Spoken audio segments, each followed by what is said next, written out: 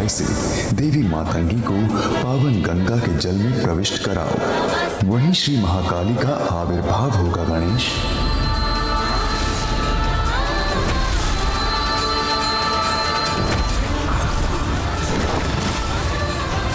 ये देवी तो श्री महाकाली नहीं, ये तो कोई और है।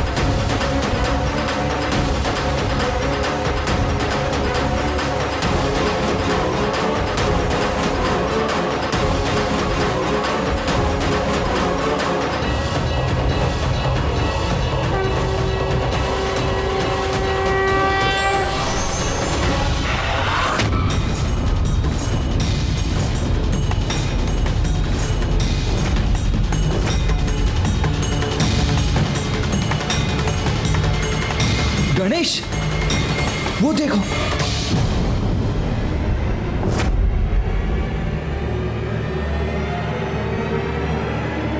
ये माता कहां अदृश्य हो गई?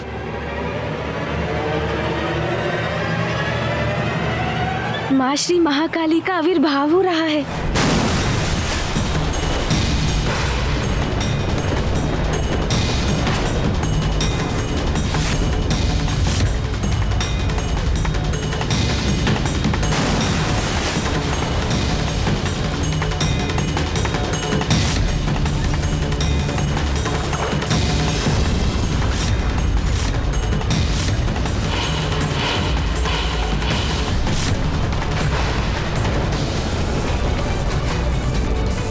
का ये रूप और ये क्रोध मुझे भयभीत कर रहा है। माता ने ऐसा कठोर रूप क्यों धारण किया है? जगत जननी की अद्भुत लीला वो ही जानती है। सत्य है, देवी आदि शक्ति के श्री महाकाली रूप का आविर्भाव हुआ है।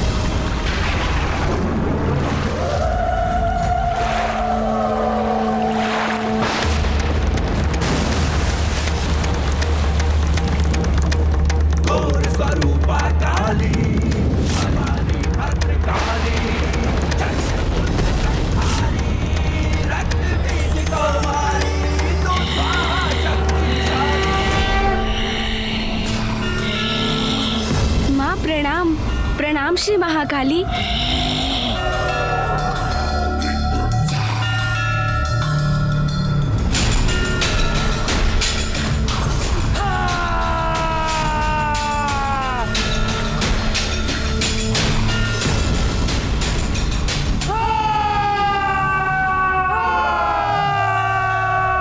माता की विशालता में तो जैसे संपूर्ण ब्रह्मांड समा गया है। अनंत अद्भुत है माता का ये रूप।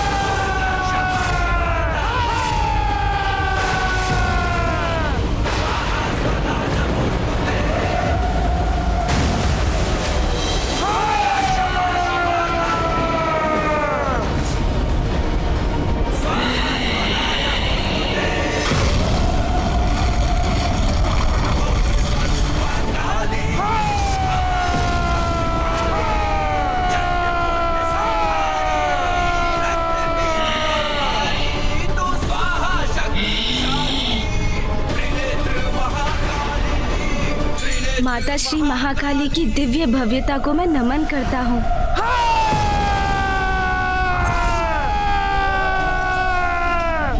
प्रतीत होता है माता अपने पूर्ण आवेश में है।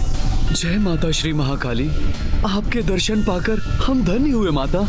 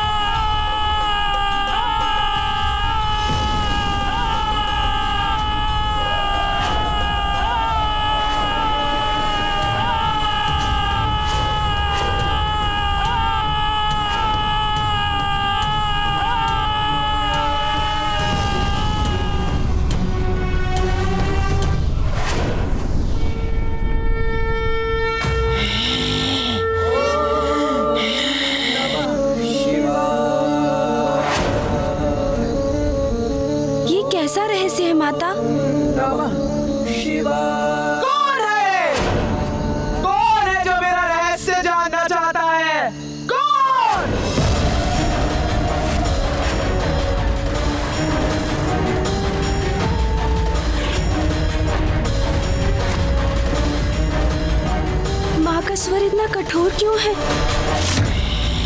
श्री महाकाली के इतने कठोर वचन के पीछे अवश्य कोई कारण है। श्री महाकाली ने अपने वास्तविक स्वरूप में दर्शन दिया है। अवश्य ही कुछ घटित होने वाला है। तू जानना चाहता है? तू कौन जानना चाहता है? बोल, तू जानना चाहता है मेरा रहस्य? प्रणाम माता महाकाली।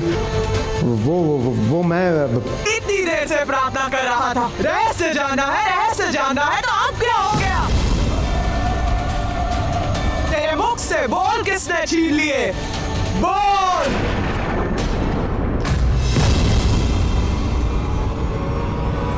देवी श्री महाकाली माँ की दृष्टि का ऐसा प्रचंड तेज।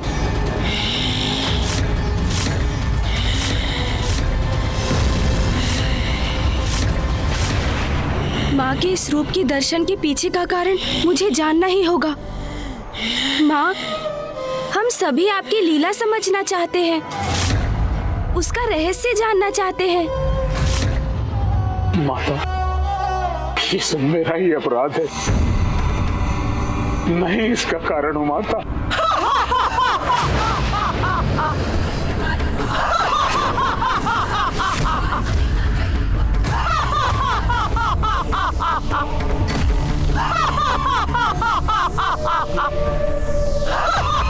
माँ का ये अट्टहास तो किसी को भी कंपित कर दे।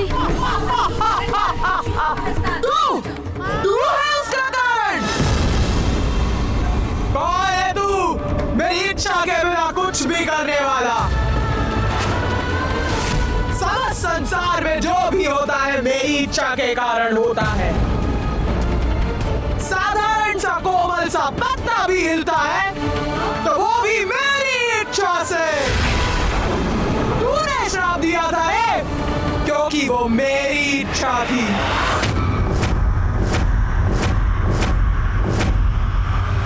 आप एक दूसरे में इतने रमे हैं कि आपको अपने आप की, अपने भक्तों की और अपने कर्तव्यों की कोई चिंता ही नहीं।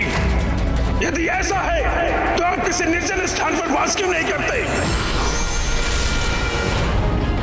तू तो मेरी सृष्टि रूपी लीला के चक्र का एक कण मात्र है, मात्र एक तुच्छ भाग है, तुच्छ भाग है, तुच्छ भाग है।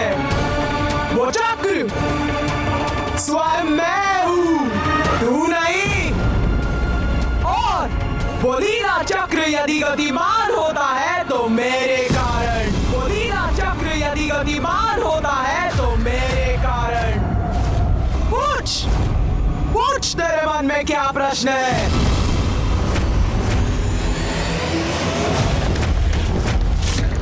माता, आप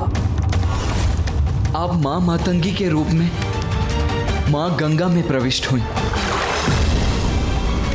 और हमारी प्रार्थना सुन आपके पूर्व एक दिव्य श्वेत वर्णी देवी जल से बाहर आई। कौशिकी थी वो, पवित्र श्वेत मौलिक वो बाहर आई और उसके श्वेत तत्व के बाहर आने के बाद गंगा की जलधारा में शेष था। स्याह, केवल स्याह? श्री महाकाली आप? हाँ, मेरी शक्ति जानना है क्या? जानना चाहता है वास्तव में मैं कौन हूँ? तो जान, संसार में ऐसा क्या है जो मैं नहीं। स्याह अंधकार अनंत होता है, जिसके आदि और अंत का किसी को ज्ञान नहीं। वही काल है और सभी उसी काल के बंदी है और मैं हूँ उस काल की अधिष्ठात्री। मैं श्री महाकाली।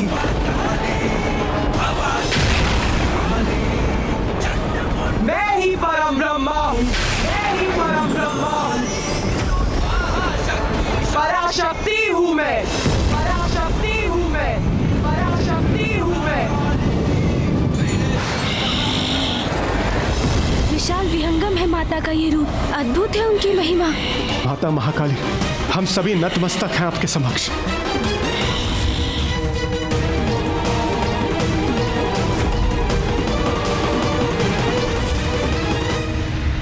मुझे माता श्री महाकाली से उनकी लीला का रहस्य पूछना चाहिए। यही इच्छा महागणपति जी की भी थी, इसलिए तो उन्होंने मुझे मार्गदर्शन भी दिया था और इसलिए हम यहाँ एकत्रित भी हुए हैं। माता ने जो स्वर्णिम अवसर हमें दिया है उसे गंवाना सर्वथा अनुचित होगा। मुझे माता से निडर होकर प्रश्न करने ही होंगे। हे माँ, मेरे प्रश्न के लिए मुझे क्षमा कीजिएगा।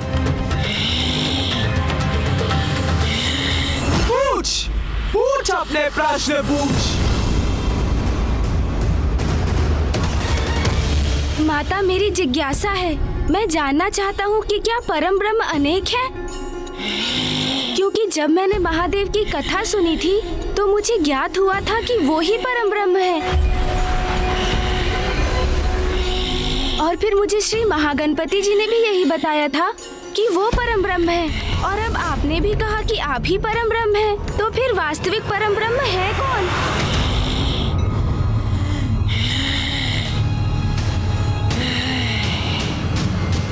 उत्तम, अति उत्तम प्रश्न पूछा है रे गणेश। सत्य है, सत्य तो यही है कि परम ब्रह्म एक ही है और हम सब उसी महाशक्ति के रूप हैं। किंतु वो तो अव्यक्त है, निरंकार है, सर्वत्र व्याप्त। उनका ना कोई आरंभ है और ना ही कोई अंत। वो तो बस है एक सर्वोच्च अस्तित्व के रूप में। किंतु माता, यदि संसार में एक ही परम ब्रह्म है, एक ही महाशक्ति है, तो वो भिन्न रूप क्यों लेती है? गणेश, तू तो बड़ा बुद्धिमान है रे। तेरी जिज्ञासा शांत करनी ही होगी। ध्यान से सुन। परम ब्रह्म की महाशक्ति संसार में आवश्यकता के अनुसार अनेकों रूप में प्रकट होती है। वही परम ब्रह्म महादेव के रूप में प्रकट हुए और श्री महागणपति जी के रूप में भी। वही श्री महाविष्णु संसार में नारायण के रूप में प्रकट हुए।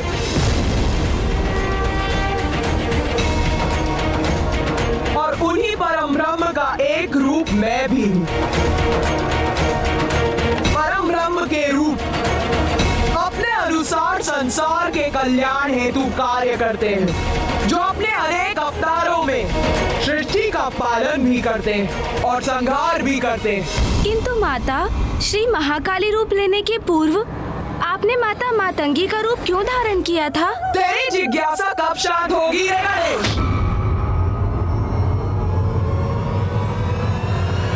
सुन, मेरे 10 महाविद्या रूप है और उन 10 महाविद्या रूप में से 9वां रूप है मातंगी। 10 महाविद्या माता? संसार के सृजन, पालन और संहार हेतु सृष्टि के विकास और उसके चक्र को उचित रूप से गतिमान करने के लिए मैं अपनी 10 महाविद्याओं के रूप धारण करती। और जब जब संसार को मेरी आवश्यकता होती है तो उसी प्रकार मैं अपना रूप धारण करती।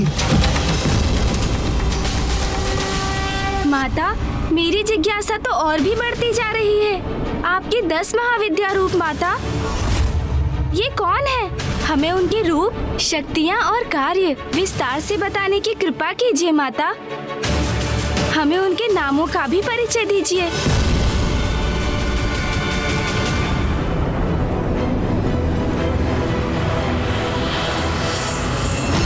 मेरी 10 महाविद्याओं के नाम है काली, काली, तारा, तारा, षोडशी, षोडशी,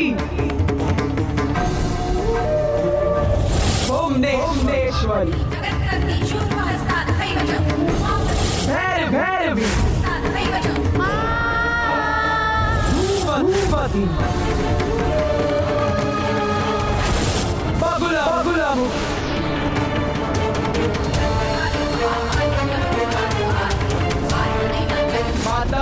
मातंगी, कमला कमला, छिन्नमस्तिका,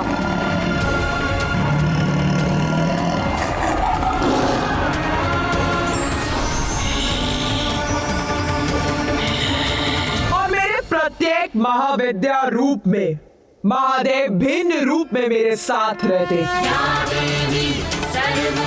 जैसे कि मेरे मातंगी रूप में वो मातंग के रूप में मेरे साथ रहते।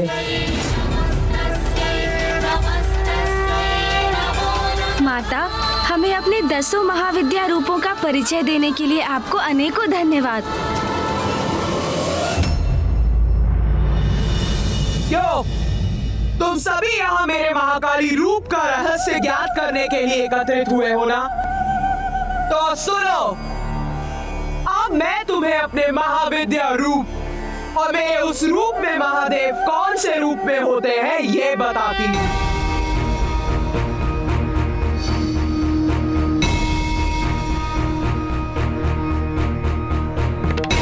मेरा सर्वप्रथम महाविद्या रूप है काली।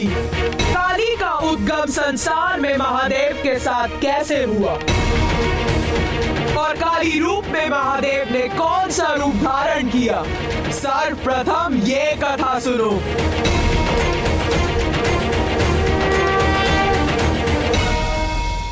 प्रलय के उपरांत संसार नष्ट हो जाता है, कुछ शेष नहीं रहता। तब एकमात्र मैं रहती हूँ, अव्यक्त निरंकार रूप में, और फिर मेरा प्रणव रूप प्रकट होता है जिससे संसार की सृष्टि होती।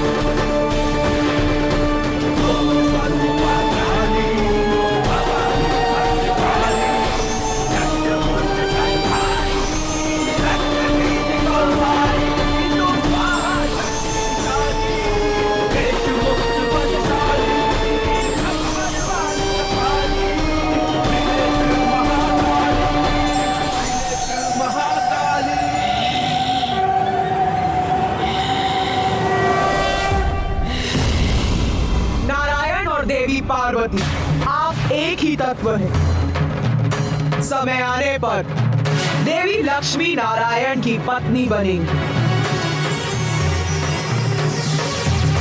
और देवी पार्वती महादेव की अर्धांगिनी।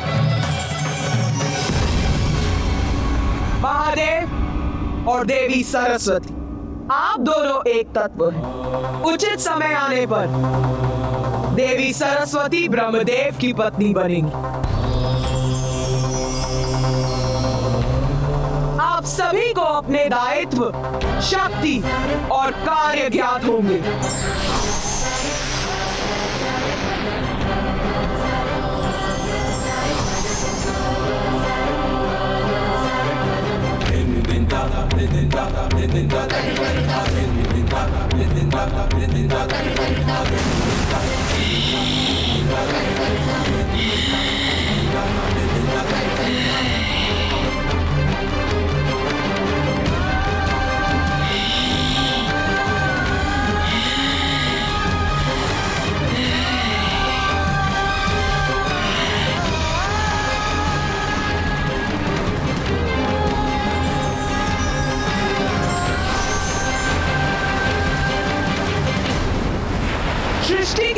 सृजन के समय जब संपूर्ण सृष्टि जलमग्न थी, उसमें थल अंश मात्र ही था,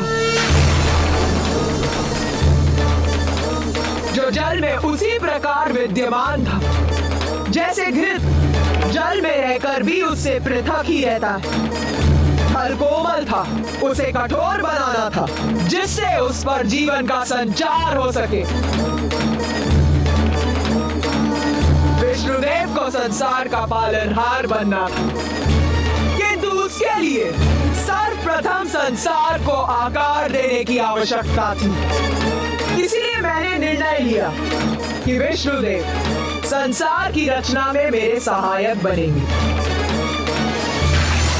सृष्टि के पालनहार, किंतु मामा जी तो गहन निद्रा में लीन थे। सत्य है, नारायण तामसी प्रभाव में आकर माया के वशीभूत थे, इसीलिए उन्हें निद्रा से जगाना अत्यंत महत्वपूर्ण था। और उन्हें जगाने के लिए मैंने अशांति उत्पन्न करने का निश्चय लिया। अशांति माता? हाँ, अशांति मधु और कैटब के रूप में।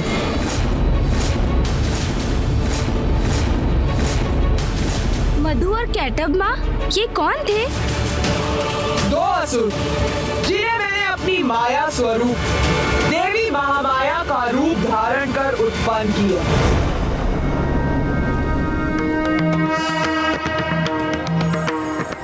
कृष्णाय गोविन्दाय गोपीजनवल्लभाय।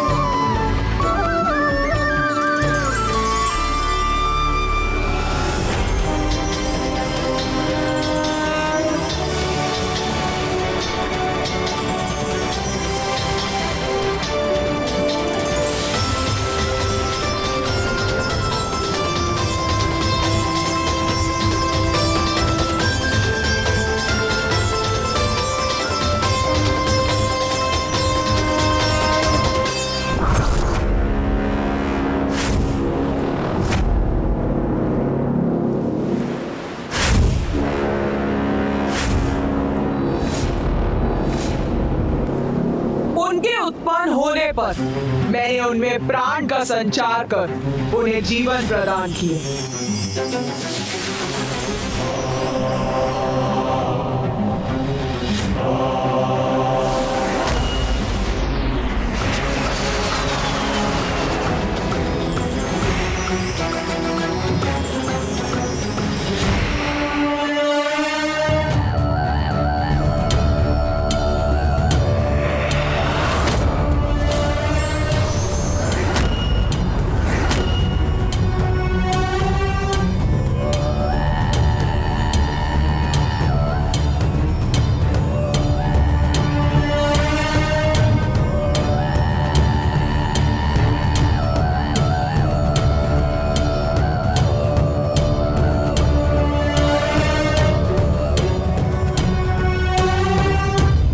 ये क्या स्थान है?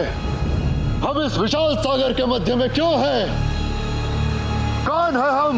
हम कौन है? कौन है हम? कौन है हम? कौन है हम? वत्स,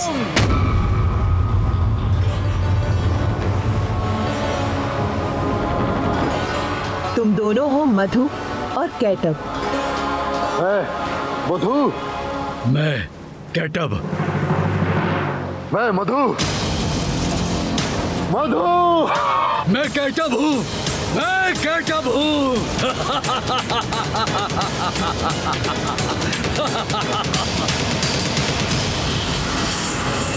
किंतु तुम कौन हो देवी? मैं हूँ महामाया और तुम्हारा जन्म मेरी लीला से ही हुआ है।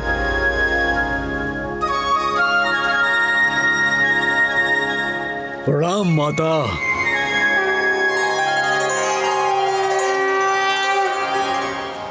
हमारे नामों के अतिरिक्त हमारा क्या परिचय है?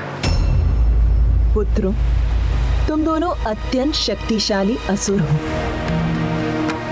और इस जल में तुम्हारी उत्पत्ति का एक अति विशेष कारण है। माता, क्या है वो कारण? क्या है हमारे जन्म का उद्देश्य? युद्ध करना है तुम्हारा उद्देश्य। युद्ध? नारायण से युद्ध। जाओ और अपने जन्म का उद्देश्य पूर्ण करो। नारायण से युद्ध करो। देवी महामाया, आपके कारण ही हमारा अस्तित्व है। आपने ही हमें हमारा नाम दिया है, हमारा मार्गदर्शन किया है।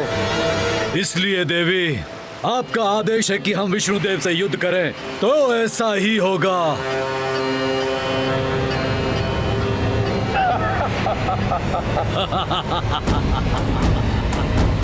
प्रणाम माता।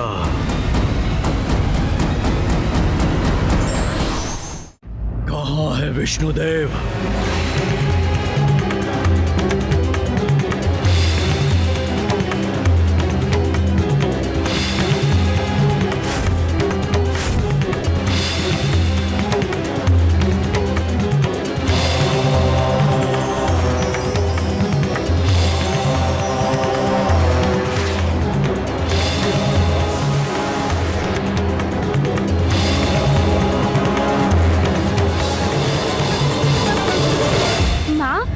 मधु और कैटब को मामा जी के साथ युद्ध करने का आदेश दे दिया।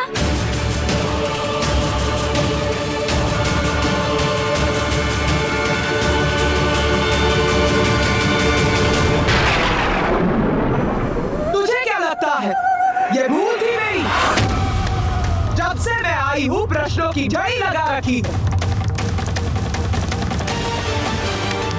मैं तेरे प्रश्नों का उत्तर दे रही हूँ क्योंकि तू मेरा रहस्य जानने के लिए इच्छुक है कि तू मेरी ही लीला पर प्रश्न उठा रहा है।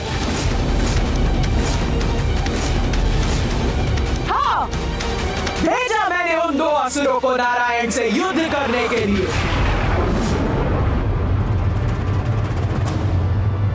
मेरी लीला समझने का सामर्थ्य है भी तुझमें? मेरा उद्देश्य ये नहीं था माता, आपको क्रोधित नहीं करना चाहता था मैं।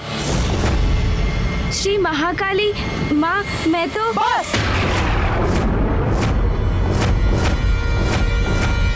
अब और कुछ नहीं। कौन होते हो तुम सभी मुझसे प्रश्न पे प्रश्न पूछने वाले? पराशक्ति हूँ मैं। बहुत हुई मेरी लीला की कथा।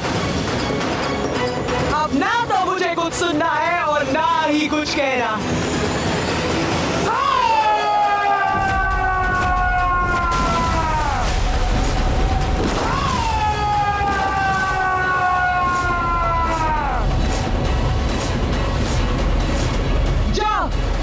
नहीं बताती मैं अपना रहस्य।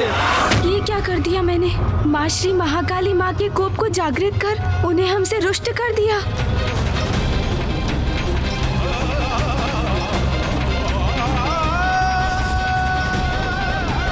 माता से और प्रश्न करना कदाचित उनकी क्रोधाग्नि को और भड़का देगा।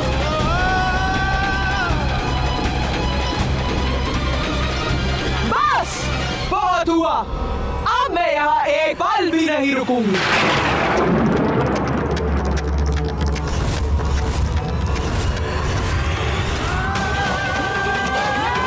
माता जा रही है यहाँ से।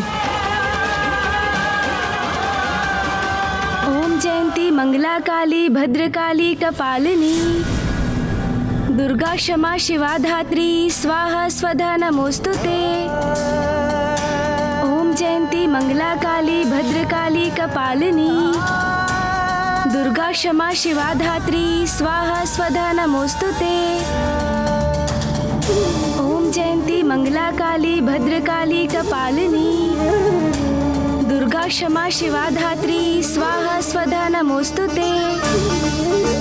ओम जयंती मंगला काली भद्रकाली कपालिनी दुर्गा क्षमा शिवा धात्री स्वाहा स्वधा नमोस्तुते। गणेश जी की स्तुति से माता श्री महाकाली का क्रोध शांत हो रहा।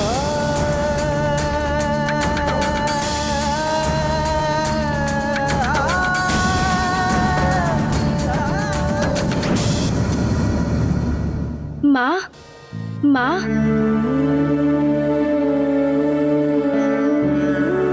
मुझे क्षमा कीजिए माँ। मैं अपने प्रश्नों से आपको क्रोधित नहीं करना चाहता था। ये प्रश्न तो मात्र मेरी जिज्ञासा थी। कृपया अपनी कथा हमें सुनाइए ना माँ। अपनी दिव्य लीला को विस्तार से समझने के लिए हम सभी अति उत्साहित हैं। हमारी जिज्ञासा शांत कीजिए ना माँ। वास्तव में बुद्धि का देवता है तू। मेरी क्रोधाग्नि को शीतल कर दिया। तुम सभी मेरी लीला जानना चाहते थे ना? तो सुन, मैंने ही उन दो असुरों को नारायण से युद्ध करने का आदेश दिया था। किंतु असुरों का तो स्वभाव ही होता कि वो कभी किसी के आदेश का पालन नहीं करते। अर्थात माता? अर्थात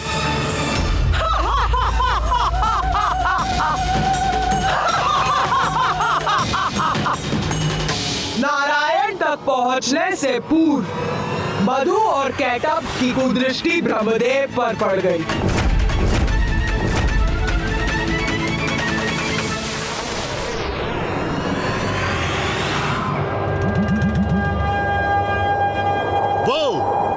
वहां देखो भ्राता कैटब, क्या है वो? उचित है मधु, देखता हूँ, अभी देखता हूँ।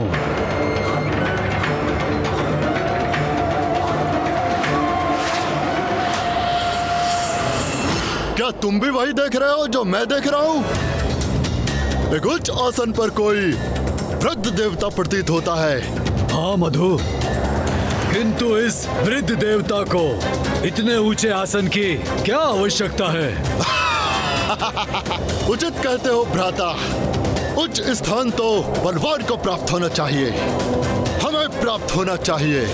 विष्णु से तो बाद में युद्ध करेंगे, पहले इस वृद्ध देवता को आसन से उतारते हैं, इसका स्थान छीनते हैं।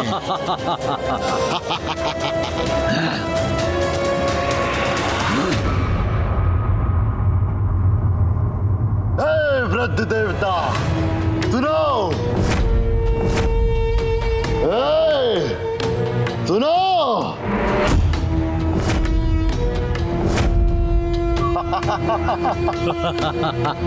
ये दो असुर कौन हैं? इस दुर्बल प्रतीत होने वाले वृद्ध देवता को तो हम बड़ी आसानी से कमल सिंहासन से गिरा सकते हैं। हाँ, सर्वप्रथम इससे मुक्ति पाएंगे हम, फिर उस विष्णु को नष्ट करेंगे, फिर इस संपूर्ण सागर के अधिपति बनेंगे हम। ये कुरूप असुर मेरे इतने निकट, इन्हें देखकर ही इनसे घृणा हो रही है मुझे।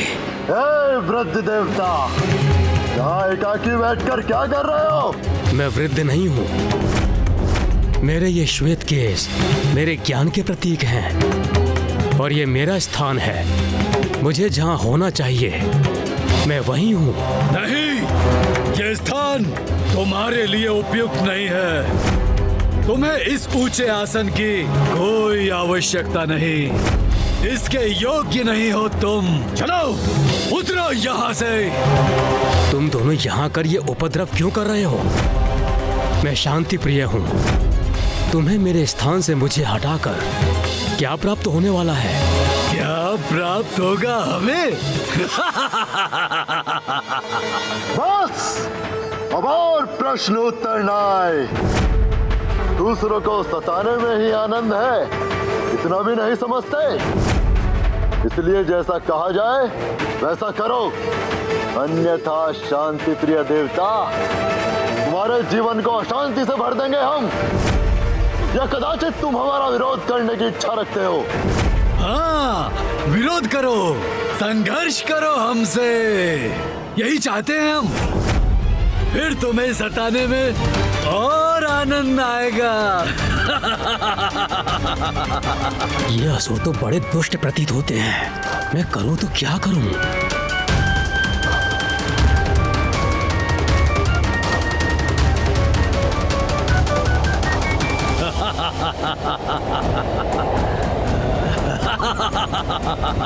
प्रतीत होता है ये उद्दंड असुर थमने वाले नहीं। उतरो नीचे इस आसन से, अन्यथा हम बलपूर्वक गिरा देंगे तुम्हें। इसके योग्य नहीं हो तुम। चलो उतरो यहाँ से। इस विकट परिस्थिति में कौन सहायता करेगा मेरी?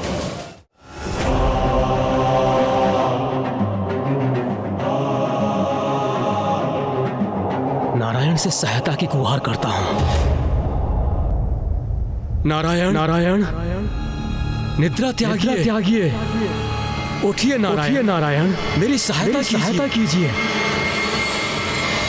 नारायण, विष्णु को निद्रा से जगाने में क्या लाभ? सर्वप्रथम हम तुमको यहाँ से हटाएंगे, फिर तुम्हारे आसन पर स्थित होकर नारायण को सताएंगे, युद्ध करेंगे, विष्णु को भी पराजित कर देंगे हम।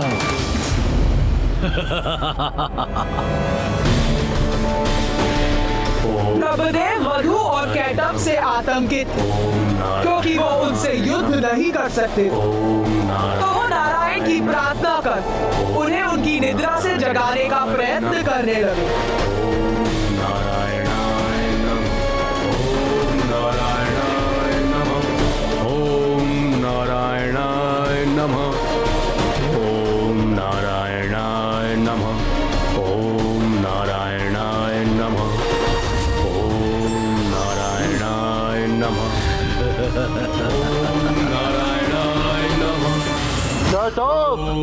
वृद्ध देवता ऐसे नहीं उतरेगा। क्यों ना एक कार्य करें, इसके कमल की जड़ को ही विलक कर देते हैं। इसे गिरते देख बड़ा आनंद आएगा। अब न रहेगा आसन और न रहोगे तुम उस पर आसीन।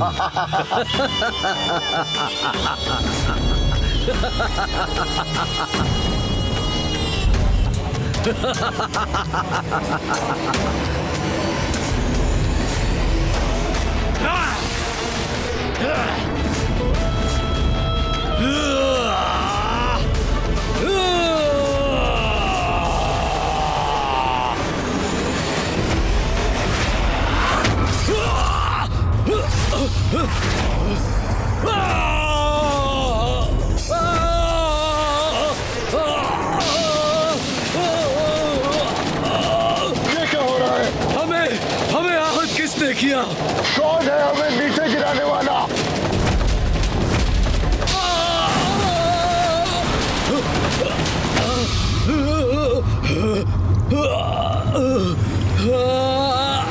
हमें चुनौती देने का दुस्साहस किसने किया? किसने अपनी मृत्यु को आमंत्रित किया? मैं नारायण।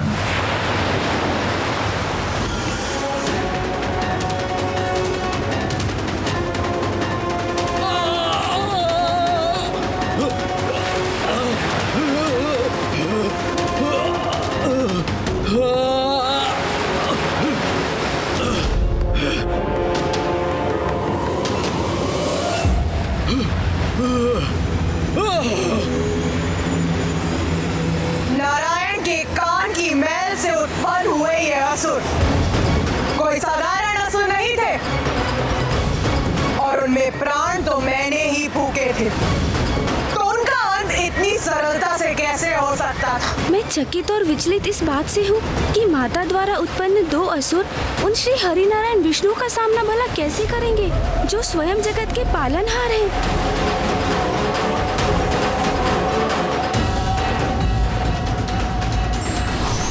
जगत के कल्याण के लिए परम ब्रह्म एवं भगवान को भी कठिन परीक्षा का सामना करना पड़ता है, जिसका अनुसरण हमें भी करना चाहिए।